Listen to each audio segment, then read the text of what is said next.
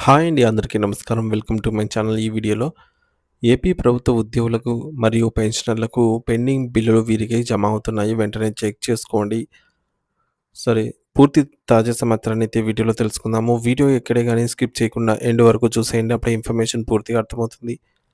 అలాగే ఈ వీడియో చూస్తున్న ప్రతి ఒక్కరు వీడియోకి లైక్ చేయండి ఫ్రెండ్స్. ఈ వీడియోని తోటి ఉద్యోగ పెన్షన్ మిత్రులతో అయితే షేర్ చేయండి.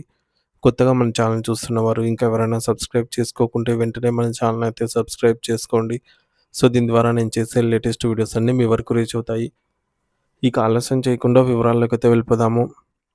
ఫ్రెండ్స్, ఇక విషయానికొచ్చినట్టయితే ఆంధ్రప్రదేశ్ రాష్ట్రంలో ప్రభుత్వ ఉద్యోగులు మరియు పదవీ విరమణ చేసిన పెన్షనర్ల ఆర్థికపరమైన అంశాలకు సంబంధించిన నేడు అంటే జనవరి 28వ తేదీ అత్యంత కీలకమైన మరియు సంతోషకరమైన సమాచారం ఒకటి వెలుగులోకొచ్చింది. చాలా కాలంగా పెండింగ్‌లో ఉన్న వివిధ రకాల బిల్లుల చెల్లింపు ప్రక్రియను ప్రభుత్వం అధికారికంగా ప్రారంభించిందని తెలుస్తోంది. ఇది ఒక రకంగా రాష్ట్రంలోని లక్షలాది మంది ఉద్యోగ కుటుంబాలకు పెద్ద ఊరటనిచ్చే బ్రేకింగ్ న్యూస్ అని చెప్పవచ్చు. ముఖ్యంగా సర్వీసు పూర్తి చేసుకొని పదవీ విరమణ పొందిన ఉపాధ్యాయులకు మరియు ఇతర శాఖల ఉద్యోగులకు సంబంధించి గత ఏడాది డిసెంబర్ 2025 లోపు సబ్ ట్రెజరీ అధికారులు ఆమోదించిన గ్రూప్ ఇన్సూరెన్స్ స్కీమ్ జీఐఎస్ బిల్లులు ఈ రోజు నుండి వారి బ్యాంకు ఖాతాలో నగదు రూపంలో క్రెడిట్ అవుతూ ఉన్నాయి. అంటే ఎస్టీఓ స్థాయిలోనే తనిఖీలు పూర్తయి నిధుల కోసం వేచి ఉన్నాయి. బిల్లులకు ప్రభుత్వం ఇప్పుడు గ్రీన్ సిగ్నల్ ఇచ్చింది. జీఐఎస్ అంటే ఉద్యోగి తన సర్వీస్ కాలంలో దాచుకున్న మొత్తం. కాబట్టి ఆ నిధులు పదవీ విరమణ తర్వాత సకాలంలో అందటం వారికి ఎంతో ముఖ్యం. కేవలం జీఐఎస్ బిల్లులు మాత్రమే కాకుండా ఆంధ్రప్రదేశ్ ప్రభుత్వం లైఫ్ ఇన్సూరెన్స్ ఏపీజీఎల్ఐ పథకం ద్వారా లోన్ల కోసం దరఖాస్తు చేసుకున్నటువంటి వారికి కూడా ఈరోజు నగదు క్రెడిట్ అవుతూ ఉండటం గమనార్హం. ఉద్యోగులు తమ ఇంటి అవసరాల కోసం లేదా అత్యవసర ఖర్చుల కోసం తీసుకునే ఈ ఏపీజీఎల్ఐ లోన్లు సకాలంలో విడుదల కావటం వల్ల వారికి బయట వడ్డీల భారం తగ్గుతుంది.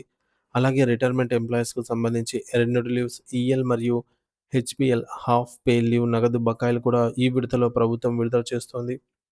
అయితే ఇక్కడ ఒక షరతు ఉంది. కేవలం జూలై 2024 కంటే ముందే ఎస్టీఓ అధికారుల చేత ఆమోదించబడిన అప్రూవల్ అయినటువంటి బిల్లులకు మాత్రమే ఇప్పుడు నిధులు విడుదలయ్యాయి. జూలై 2024 తర్వాత ఆమోదం పొందిన బిల్లులు తదుపరి విడతల్లో వచ్చే అవకాశం ఉంది. అంటే ప్రభుత్వం పాత బకాయిలను ముందుగా క్లియర్ చేస్తూ ఒక క్రమ పద్ధతిలో ముందుకు వెళ్తోందని దీని అర్థం.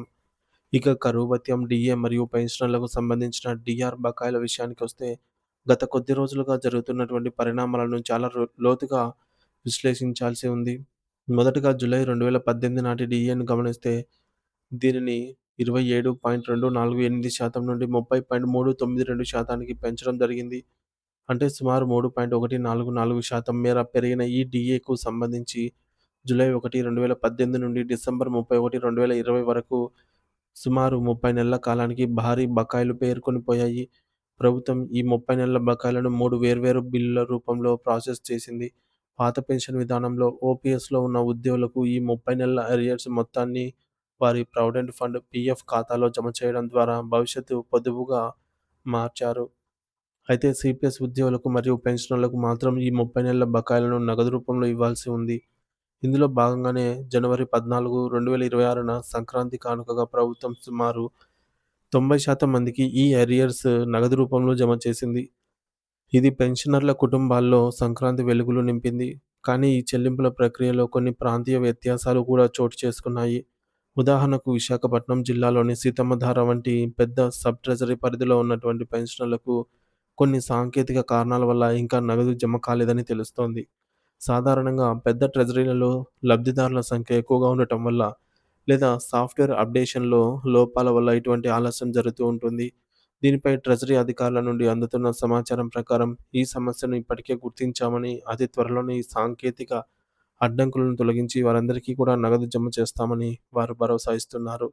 కాబట్టి విశాఖ ప్రాంత పెన్షనర్లు ఆందోళన చెందకుండా మరికొన్ని రోజులు చూడాల్సిన అవసరం అయితే ఉంది. మరి దీని తర్వాత వచ్చిన మరో డీఏ సవరణను పరిశీలిస్తే 30.392% నుండి 33.536%కి పెంచబడిన డీఏ బకాయిలు ఉన్నాయి. ఇవి జనవరి 1, 2019 నుండి జూన్ 30, 2021 వరకు సుమారు 30 నెలల కాలానికి సంబంధించినవి. ఈ బకాయిలను కూడా ప్రభుత్వం 3 బిల్లుల రూపంలో సిద్ధం చేసింది. ఇందులో సీపీఎస్ మరియు ఓపీఎస్ ఉద్యోగులకు సంబంధించి 30 నెలల బకాయిలను వారి పీఎఫ్ ఖాతాలకు మళ్లించడం జరిగింది. కానీ పెన్షన్‌దారులకు మరియు సీపీఎస్ ఉద్యోగులకు రావాల్సిన 90% నగదు బకాయిలు మాత్రం ఇంకా పెండింగ్‌లోనే ఉన్నాయి. అంటే వీటికి సంబంధించిన జీవోలు ఉన్నప్పటికీ ఖజానా నుండి నగదు విడుదల కావాల్సి ఉంది. అలాగే జూలై 1, 2021 నుండి జూలై 31, 2021 వరకు ఉన్న కేవలం ఒకే ఒక్క నెల నగదు బకాయి కూడా చాలామందికి ఇంకా అందలేదు. కానీ వాటికి సంబంధించిన బిల్లులు మాత్రం ట్రెజరీలో సమర్పించబడ్డాయి.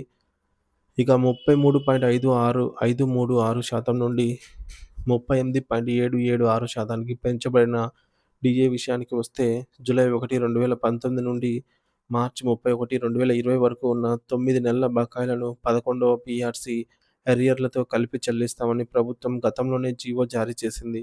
అయితే ఆ తర్వాత కోవిడ్-19 మహమ్మారి కారణంగా రాష్ట్ర ఆర్థిక పరిస్థితి తలకిందులు కావడంతో జనవరి 1, 2020, జూలై 1, 2020 మరియు జనవరి 1, 2021 నాటి 3 విడతల డీఏ బకాయిలు ప్రభుత్వం తాత్కాలికంగా ఫ్రీజ్ చేసింది. అంటే ఆ కాలానికి చెల్లించాల్సిన డీఏలను ఆపివేసింది. తదనంతరం 20.02% డీఏకు సంబంధించి జూలై 1, 2021 నుండి డిసెంబర్ 31, 2021 వరకు ఉన్న బకాయిలను కూడా పీఆర్సీ బకాయిలతో కలిపి భవిష్యత్తులో చెల్లిస్తామని హామీ ఇచ్చారు. పీఆర్సీ అమల్లోకి వచ్చిన తర్వాత మరో ముఖ్యమైన డీఏ సవరణ జరిగింది. అది 20.02% నుండి 22.75%కి పెరిగింది. ఇది జనవరి 1, 2022 నుండి జూన్ 30, 2023 వరకు ఉన్న సుమారు 18 నెలల కాలానికి సంబంధించిన బకాయిలు. మరి ఈ 18 నెలల బకాయిలను ప్రభుత్వం 3 సమాన వాయిదాల్లో అనగా సెప్టెంబర్ 2023, డిసెంబర్ 2023 మరియు మార్చి 2024లో చెల్లిస్తామని అప్పట్లో జీవో ఇచ్చింది. కానీ దురదృష్టవశాత్తు ఇప్పటివరకు వీటికి సంబంధించి బిల్లులను సీఎఫ్ఎంఎస్ పోర్టల్‌లో అప్‌లోడ్ చేయడానికి కూడా ప్రభుత్వం అనుమతించలేదు. దీనివల్ల ఓపీఎస్, సీపీఎస్ ఉద్యోగులతో పాటు పెన్షనర్లకి కూడా 18 నెలల బకాయిలు అందకుండా పోయాయి. అంటే జీవో కాగితాల మీద ఉంది కానీ ఆచరణలో నిధులు రాలేదు. అలాగే 22.75% నుండి 26.39%కి పెంచబడిన డీఏ బకాయిలు కూడా ఇలాగే పెండింగ్‌లో ఉన్నాయి.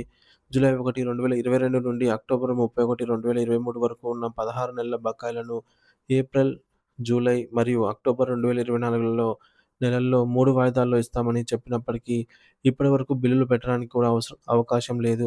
ఇదే పరిస్థితి జనవరి 2023 నుంచి మార్చి 31, 2024 వరకు ఉన్న 15 నెలల బకాయిలకు అంటే 26.39% నుండి 30.303%కి కూడా వర్తిస్తుంది.